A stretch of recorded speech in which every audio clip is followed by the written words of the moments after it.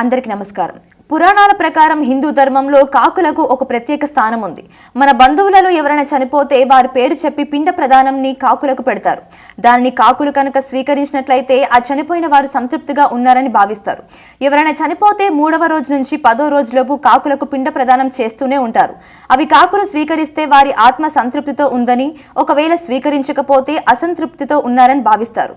దీనికి కూడా పురాణంలో కథ ఉంది. పూర్వం రావణ బ్రహ్మ నవగ్రహాల్లోని బంధించడానికి వచ్చినప్పుడు వారిని చూసి యమధర్మరాజు భయపడతాడు.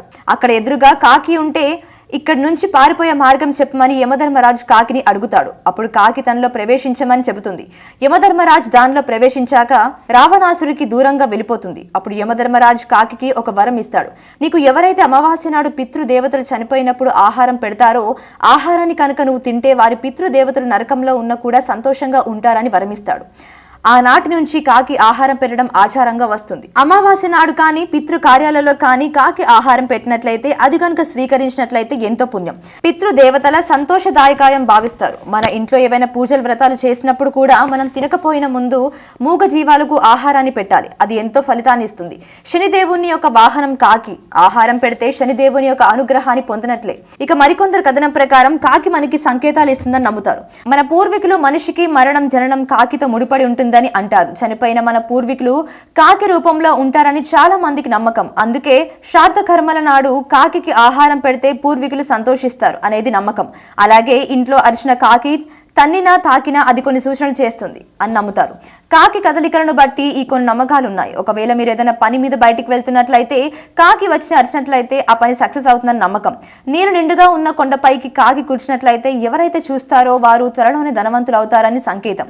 ఒకవేళ కాకి తన నోట్లో ఏదైనా మాంసపు ముక్క గాని రొట్టె గాని తీసుకున్నట్లయితే అది చూసిన వారు ఏదో శుభవార్త విలువపోతున్నారని అర్థం. ఇంటి దగ్గర, ఆఫీస్ దగ్గర లేదా ఏదైనా ఊరిలో గనుక గట్టిగా కాకి అరిస్తే అది అశుభానికి సంకేతం. ఆ ప్రాంతపు యజమాని సమస్యలు పడతారని సంకేతం. ఒక వ్యక్తి తలపై కాకి వాలితే వారు అవమానాల వల్ల సమాజంలో గౌరవాన్ని కోల్పోతారని అర్థం. ఒకవేళ కాకి ఒక స్త్రీ తలపై లేదా ఆమెపై కూర్చుంటే ఆమె భర్త సమస్య అని అర్థం. ఒకవేళ సాయంత్రం సమయంలో కాకి ఆగ్నేయం వైపు నుంచి రావడం గనక చూసినట్లయితే ధనలాభం కలుగుతుందని అర్థం.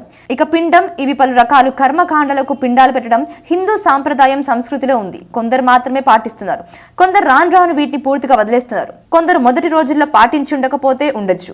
వాయస పిండం అంటే కాకి పెట్టి పిండం కాకి భోజనం పెట్టడం అనేది. దీనిలో పరమార్థం పూర్వం మనుషులు నివసించే ప్రాంతంలో వీరితో పాటు కాకులే ఎక్కువ నివసించేవి. అందుకే మన పూర్వీకులు పిండ ప్రదానం చేసిన తర్వాత ఆహారాన్ని కాకులకు పెట్టేవారు. అదే ఆనవాయితీగా ఏర్పడింది.